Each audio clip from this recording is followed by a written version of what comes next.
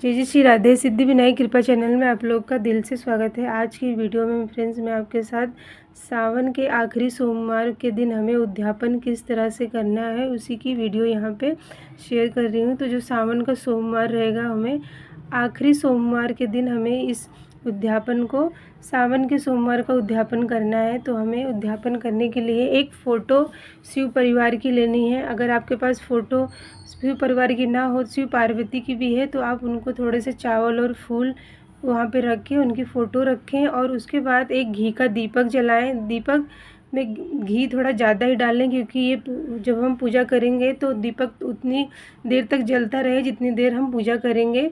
तो यहाँ पे सबसे पहले हमें दीपक का जो दीप होता है उसका पूजन करना है, क्योंकि किसी भी पूजा में हमें जब साक्षी बनाना होता है तो हमें दीप साक्षी के रूप में रखना पड़ता है। तो यहाँ पे हम सबसे पहले दीप पूजन करेंगे और वहाँ पे एक भाव से हम चावल और फूल अर्पित कर देंगे और अच्छे से मतलब चंदन तिलक करना, ये सब करके हम दीपक पे अच्छे से पूजा करने के बाद हम अपनी पूजा शुरू करेंगे। तो यहाँ से फ्रेंड्स हमने दीपक को फूल और चावल अर्पित करके चंदन तिलक करके धूप दिखा दिया है और अब हम अपनी पूजा शुरू करेंगे। और यहाँ पे हम सबसे पहले गणेश जी और गौरी माता की पूजा करेंगे। उनको थोड़े से चावल का आसन देके हम वहाँ पे बैठाएंगे। और किसी भी पूजा में अगर हमारी मन की जो भी इच्छा पूरी करनी हो तो हमें सबसे पहले गणेश जी की पूजा करनी होती है। इससे ना हमारी पूजा जल्दी से सफल होती है और हमारी जिस कामना से हमने व्रत पूजा किया है वो पूरी होती है। तो हमें यहाँ पे चावलों का आसन देना है शिव बाबा के लिए। तो एक चावल रखें, थोड़े से फूल रखें और बेलपत्र रख के वहाँ पे एक प्लेट रखें। अगर आपके पास बेलपत्र ना हो तो आप चावलों का भी आसन दे सकते हैं। उस प्लेट पे आप शिव बाबा के जो पार्थिव शिवलिंग है ना उसको हम रखेंगे और अब हम अच्छे से सजा लेंगे इस प्लेट को। यहाँ पे हम चंदन से तिलक करेंगे, आप चाहें तो अष्टगंध से तिलक कर सकते हैं फ्रेंड्स। तो अभी सब अच्छे से हम यहाँ पे टीका कर देंगे। तो यहाँ पे हमने अच्छे से प्लेट को सजा लेंगे, चंदन तिलक कर देंगे, एक ओम की आकृति बना देंगे फ्रेंड्स। और उसके बाद अब हम पूजा अपनी शुरू करेंगे। तो हमें सबसे पहले पूजा जब हम शुरू करेंगे तो हमें भाव लेना है कि हम शिव जी का पूजा करने जा रहे हैं। तो हमें सबसे पहले देवी देवताओं को याद करके, शिव परिवार को याद करके हमें अपने हाथ में चावल और फूल लेके उनके पैरों के पास छोड़ना है और उसके बाद हम स्नान करवाएंगे। तो यहाँ पे देखिए चावल और फूल है ना, तो यहाँ पे हम छोड़ देंगे और सबसे पहले हम यहाँ पे स्नान करवाएंगे। तो हम यहाँ पे शुद्ध जल से स्नान करवाएंगे। तो आप भी अगर आप जल से स्नान करा सकते हैं या फिर पंचामृत या दूध से भी स्नान करवा सकते हैं। तो यहाँ पे मैंने जल से स्नान करवाने के बाद अब मैं यहाँ पे दूध चढ़ाऊँगी। उसके बाद गंगा, इसमें थोड़े से गंगा जल मिला के अब शुद्ध जल से हमने स्नान करवाया है। और अब हम इस स्नान जब हम पार्थिव शिवलिंग को करवा देंगे तो उसके बाद हम उन्हें सबसे पहले गणेश जी को मतलब वहाँ पे कलावा रूपी वस्त्र अर्पित कर देंगे। माता गौरी को भी कलावा रूपी वस्त्र अर्पित करेंगे और शिव बाबा पे भी हम कलावा अर्पित करेंगे। अगर आपके पास जनेऊ है तो उसे भी चढ़ा सकते हैं, अगर ना हो तो आप कलावे का इस्तेमाल करें। तो यहाँ पे सभी को मैंने वस्त्र के रूप में कलावा अर्पित कर दिया है और शिव बाबा पे भी यहाँ पे देखिए हम वस्त्र अर्पित कर देंगे। तो ये सब करने के बाद हमें बाबा के ऊपर त्रिकुंड बनाएं और उन पे चंदन से बनाएं या फिर आप अष्टगंध से टीका कर सकते हैं। तो यहाँ पे अब हम सबसे पहले गणेश जी को ना हल्दी कुमकुम अर्पित करेंगे, गौरी माता और गणेश जी को। तो हल्दी कुमकुम अर्पित करने के बाद हम थोड़े से चावल चढ़ा देंगे, उन पे चावल चढ़ाएं, फूल चढ़ाएं और भोग लगाएं उन्हें। आप बतासे का भोग लगा सकते हैं, लड्डू का भोग या फिर गुड़ का भी भोग लगा सकते हैं। और यहाँ पे अब हम उन पे फूल अर्पित करेंगे और जो गौरी माता हैं उनको हम लाल फूल अर्पित करना चाहिए। गौरी माता की पूजा में हमेशा लाल फूलों का इस्तेमाल करें। अगर आपके पास फूल ना हो तो आप लौंग का जोड़ा भी चढ़ा सकते हैं। तो यहाँ पे कोई भी फल हम रख देंगे। तो मैं यहाँ पे केला चढ़ा रही हूँ और गणेश जी के लिए केला का भोग लगाएंगे, गुड़ का भोग लगाएंगे और अच्छे से हम यहाँ पे उनको धूप दिखा देंगे। तो फ्रेंड्स अभी हमने गणेश जी की पूजा करके अब हम शिव जी पे त्रिकुंड बनाएंगे। आप चाहें तो त्रिकुंड बनाएं, नहीं तो सिर्फ टीका ही कर सकते हैं। तो यहाँ पे अब हम शिव बाबा को त्रिकुंड बनाएंगे। तो यहाँ पे जो त्रिकुंड है उसे हम चंदन से बना सकते हैं या फिर अष्टगंध ले सकते हैं। तो अच्छे से उन पे त्रिकुंड बना दें, लेकिन हल्के हाथों से बनाएं, क्योंकि जो मिट्टी के पार्थिव शिवलिंग होता है ना, उस पर हम ज़्यादा जोर नहीं लगाना चाहिए। और यहाँ पे हमें चंदन ऐसे रख के और जो मूर्ति है उन पे भी थोड़े से हम चंदन तिलक कर देंगे। गौरी माता को सिंदूर या कुमकुम अर्पित करें और उनको भी एक वस्त्र के रूप में आप कलावा अर्पित कर दें। अगर आपके पास माला है तो माला भी चढ़ा सकते हैं। और शिव बाबा की पूजा में हमेशा मतलब जो चावल होते हैं वो पूरे साबुत होना, मतलब एकदम साबुत चावल हमें चढ़ाना चाहिए। और एक बेलपत्र पे आप चंदन तिलक करके बाबा पे आप नमः शिवाय कोई भी मंत्र बोलते हुए या फिर अपनी मन की इच्छा बोलते हुए आप इस तरह से चढ़ाएं।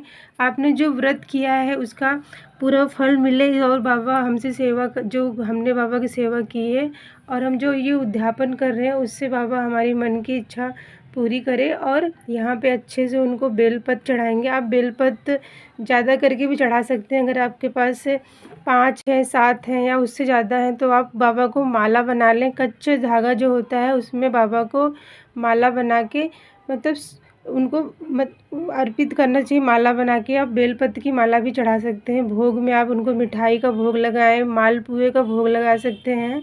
अगर आप ये सब चीज़ें नहीं बना सकते तो आप मिश्री के दाना का भोग लगा के कोई भी फल चढ़ा दें। शिव बाबा की पूजा में कोई भी चीज़ की उसमें नहीं होता है। बाबा की सेवा आप एक लोटे जल से भी कर सकते हैं, लेकिन अपने भाव हैं, आप उनकी जिस भाव से भी पूजा करते हैं तो वो बाबा स्वीकार करते हैं। तो फ्रेंड्स यहाँ पे अच्छे से हमने बेलपत्र अच्छा सब अर्पित करके भोग भी लगा दिया है। और अब हम फ्रेंड्स यहाँ पे एक फूल में थोड़े से मतलब इत्र लगा के माँ के जो फ़ोटो वहाँ रख दें, बाबा के पास रख दें। रुई में भी लगा के आप रख सकते हैं। तो यहाँ पे मैंने अच्छे से यहाँ फूल पे थोड़े से इत्र लगा के रखा हुआ है। और फ्रेंड्स अब हम थोड़े थोड़े इत्र ऐसे हाथों से लगा देंगे सबके ऊपर, क्योंकि पहले स्नान करवाए थे तो हमने नहीं लगाया था। तो अब यहाँ पे मैं भूल गई थी, तो अब मैं इत्र सेवा ऐसे ही हाथों से दे रही हूँ। आप जो पार्थिव शिवलिंग पे रखेंगे तो आप रुई का इस्तेमाल करें, हाथ से ना करें। और एक रुई में थोड़ा सा ऐसे इत्र लगा के आप शिव बाबा पे चढ़ा दें। इत्र ज़रूर से हमें बाबा पे चढ़ाना चाहिए। इत्र चढ़ाने से हमारे शरीर के जो रोग होते हैं और मन अच्छा होता है और इससे हमारी भक्ति में बल बढ़ता है फ्रेंड्स।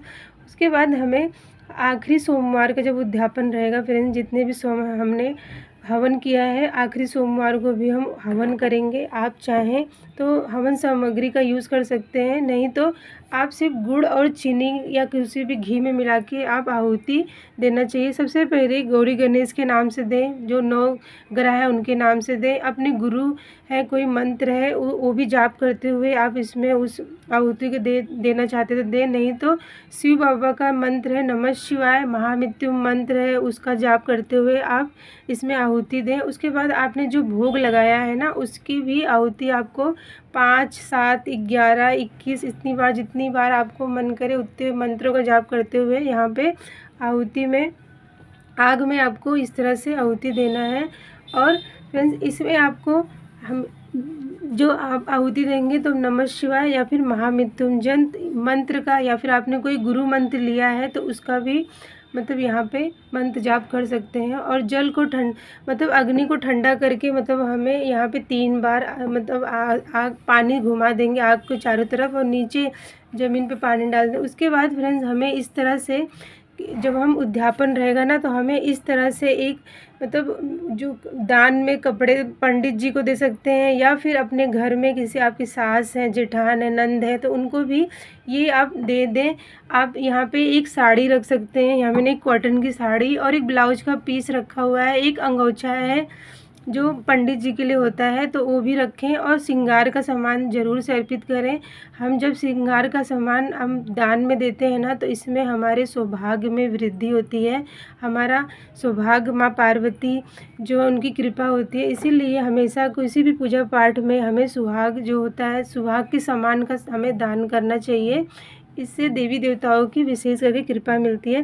फ्रेंड्स, अगर आपके घर में अगर कोई ना हो तो आप मंदिर में भी दान कर सकते हैं। पंडित पंडिताइन होते हैं ना, उनको दान करें, इससे भी बहुत अच्छा होता है। इससे ना जो आपने व्रत किया है इसका विशेष फल मिलता है। अगर आप इतना सब सामान नहीं दान करना चाहते तो फ्रेंड्स, आप एक पंडित जी के लिए जो अंगोछा है वो ले सकते हैं, और पंडिताइन के लिए एक ब्लाउज का पीस, और उस पर चूड़ी और थोड़े से बिंदी ये सब रख के, सिंदूर रख के, नेल पॉलिश ये सब रख के आप दान कर सकते हैं। अगर आपकी सामर्थ्य नहीं है कि साड़ी या कोई भी सामान देने की, तो आप सिर्फ पैसों से भी दान करें। लेकिन जब भी आप इतना सामान चढ़ाएंगे ना, तो उसमें आप अपने सामर्थ्य के अनुसार दक्षिणा ज़रूर से रखें। दक्षिणा रखने से फ्रेंड्स, हमारी पूजा में जो भी कमी होती है वो पूरी होती है।